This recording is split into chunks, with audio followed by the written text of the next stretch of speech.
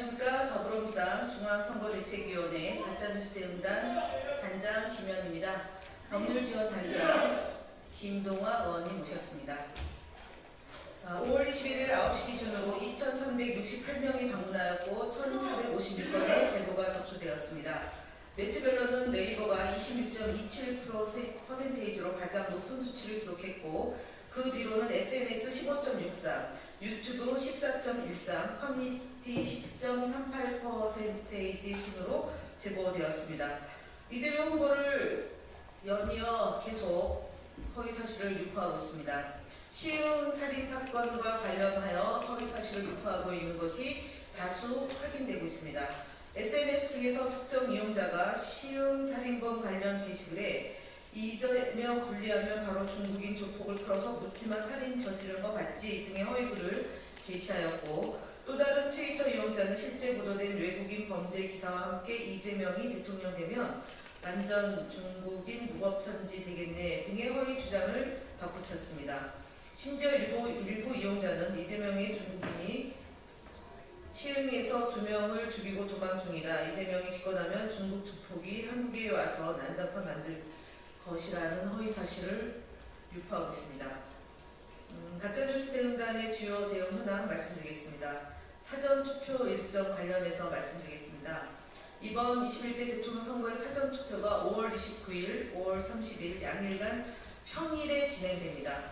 과거에 진행됐던 것처럼 주말을 포함한 금토가 아니라 이번에는 화요일날 6월 3일 투표인 관계로 목요일, 금요일에 진행됨에 유의해 주시기 바랍니다.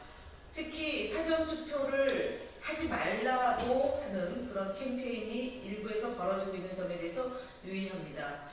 저희는 각별하게 이 사전투표가 어떻게 가짜뉴스를 유포하는지 그 진론지가 되는지를 면밀히 살펴보고 국민 여러분께 소상히 보고 드리도록 하겠습니다.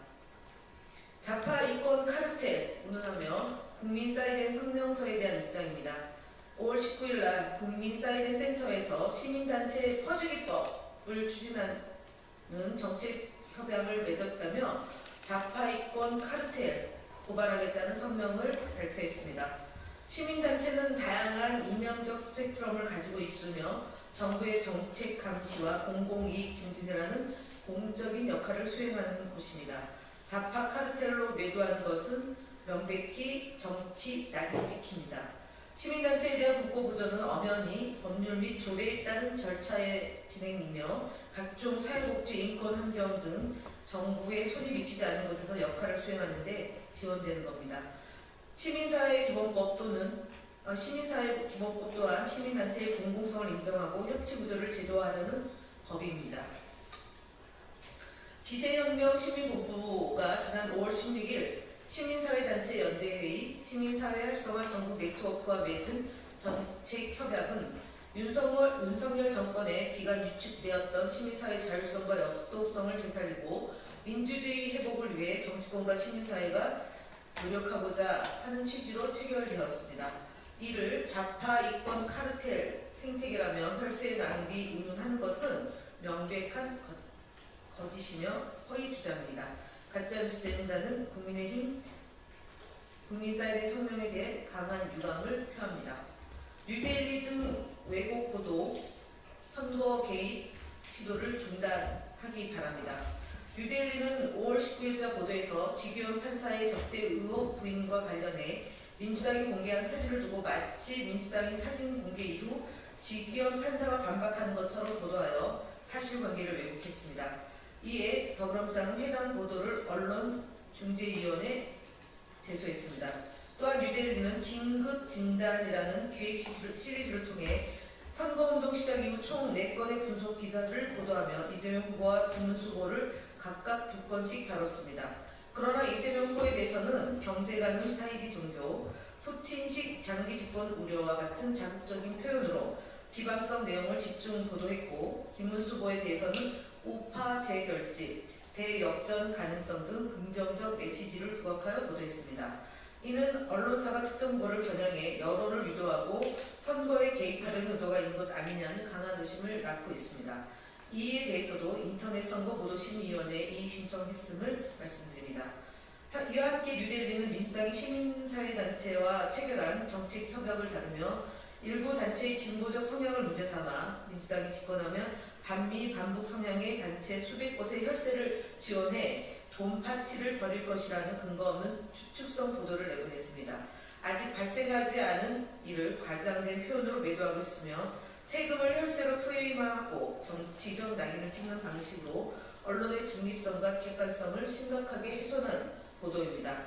또한 이 보도는 국민의힘이 배포한 보도자료를 그대로 인용한 수준에 불과하며 국민의힘과 그 지지자들은 이 보도를 웹자보 형태로 재가공해 SNS와 커뮤니티에 유포하고 있습니다. 국민의힘과 뉴델리가 짜고 치는 보석을 치듯이 하는 모습입니다. 이 보도에 대해서도 인터넷 선거보도심의위원회에 이의 신청을 할 예정입니다. 민주당 이와 같은 언론의 편향적 보도에 불구하고 언론과의 건강한 긴장관계를 유지하며 공정한 보도 환경을 조성하기 위해 노력하고 있다는 점 또한 강조드립니다. 5월 20일 공표된 에브리 리서치 에브리 뉴스 여론조사에 대해서 강한 유감을 표현합니다.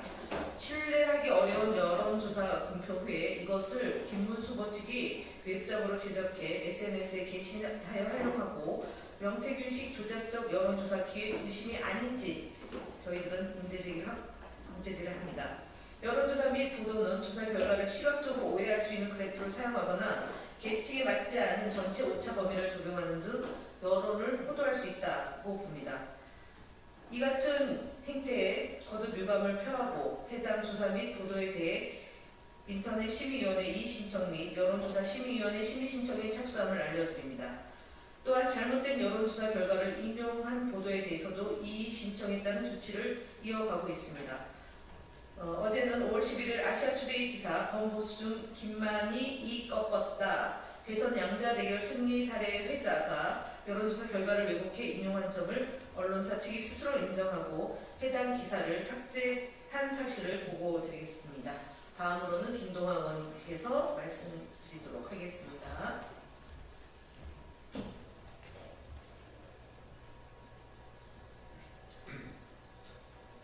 네, 다음 말씀드리겠습니다.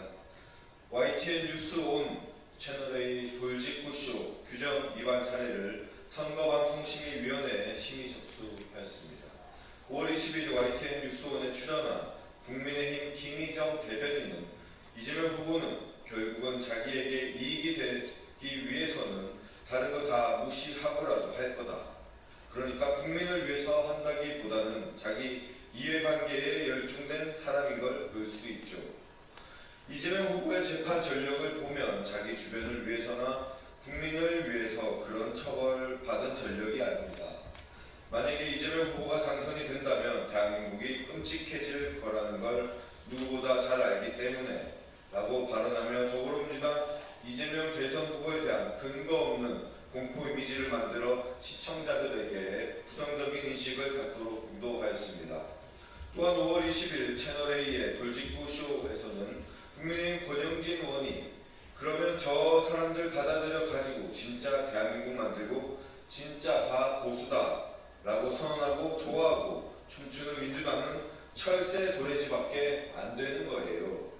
저는 아무리 급하고 표가 중요하더라도 저렇게 정치를 파괴하는 식으로 해서는 안 된다 라며 더불어민주당을 희화화하고 비화하는 등 개인의 의견과 사실을 구분하지 않은 채 단정적인 발언을 통해 시청자들을 혼동케 하였습니다.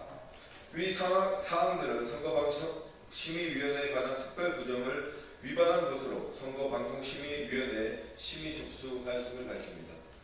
다음 서정욱TV, 성창경TV, 이대남의 우회전 등 유튜브 대응 현황 보고입니다. 서정욱TV의 19일자 150만원 가지고 선거운동위에 시간 끄는 꼼수, 설란영과 대비되는 김혜경 리스크. 관련 영상은 이재명 후보의 배우자에 대해 피선거권이 없다는 허위사실을 유포하였습니다. 또 성창경TV는 이재명에 대한 김문수의 필승 전략, 이찍 일땡 영상을 통해 아직도 이재명 후보의 대북 송금과 주변 자살 의문등으로 폄훼하였습니다. 또한 이대남의 우회전 채널의 현장 김문수 유세 도중 대반전 터졌다. 서울에서 이런 일이 영상 역시 이재명 후보를 드럼통에 비유해 비방하였습니다. 마지막으로 전환길 뉴스 채널의 라이브 2030들아 낙담하지 말아라 영상은 부정 선거론을 설파하며 이재명 후보를 친중 후보로 거짓 프레임을 씌웠습니다. 해당 영상들은 유튜브 가이드라인 위반으로 신고 조치하였으며 정도가 심한 영상은 공직선거법 위반으로 선관위에 신고하였습니다. 네, 다음 국민의힘 대선 후보 김문수 거짓말 시리즈 11번째입니다. 대통령 선거 후보자 공고물이 20일까지 모든 세대에 배포되었습니다. 김문수 후보는 공고물 5쪽에서 민주당에 대한 각종 거짓말을 늘어놓고 있습니다. 특히 190석 민주당 의회 독재 횡포, 총통제까지 등 표현이 전부가 거짓말입니다. 특히 190석의 민주당이라는 표현은 기본적인 숫자조차 제대로 검토하지 않고 공고물을 제작했다는 증거이며 이로 인해 김문수 후보의 공약 등 다른 주장의 신뢰성마저 의심할 수준입니다. 더불어민주당의 국회 의석수는 5월 21일 오늘 기준 171석입니다. 의회 독재 횡포라는 표현도 거짓입니다. 법률 재개정 등의 행위는 국회의 제도적 권한 행사입니다. 헌법의 기초와 입법 등의 활동을 국의회 독재라고 주장하는 것은 반헌법적 표현이며 국회 역할을 폄훼하는 것입니다. 또한 총통제 표현은 아예 허무맹랑한 수준입니다.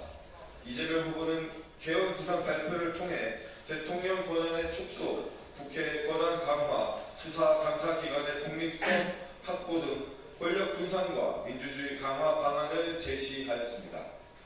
김문수 후보는 역사의 기록으로 남을 대통령 후보 공고문에서 마저 기초적인 숫자 오류, 상습적인 거짓말로 국민을 부끄럽게 하고 있습니다. 다음 국민의힘 거짓말 시리즈 109번째입니다. 국민의힘 박대출 의원은 5월 15일 선대위 회의에서 김문수 후보는 민주화운동 보상금 10억 원을 수령하지 않았다라고 주장했습니다. 조배수 의원, 박진수 국민의힘 부산지역 공동선대위원장 등도 반복해서 해당 내용을 주장했고 여러 유튜브 채널을 통해 확산되었습니다. 하지만 언론 보도에 따르면 김문수 후보가 2000년부터 2004년 사이에 민주화운동 보상금을 신청했다면 산적 액수는 도시근로자 4인 가구 월 평균 소득 30개월분 수천만 원 수준으로 측정됩니다. 2005년 이후부터는 선출직 공무원으로 활동했기에 신청 자격이 되지도 않았습니다. 그렇게 김문수 후보가 민주화운동 보상금 10억 원을 받을 수 있었음에도 거부했다는 것은 거짓입니다. 김문수 후보의 민주화운동, 노동운동 경력을 폄훼할 생각은 없습니다. 하지만 보상액수 등이 부풀려 청렴을 강조하는 거짓 행동을 지적하는 것은 완전히 다른 문제임을 밝힙니다. 네, 이상입니다.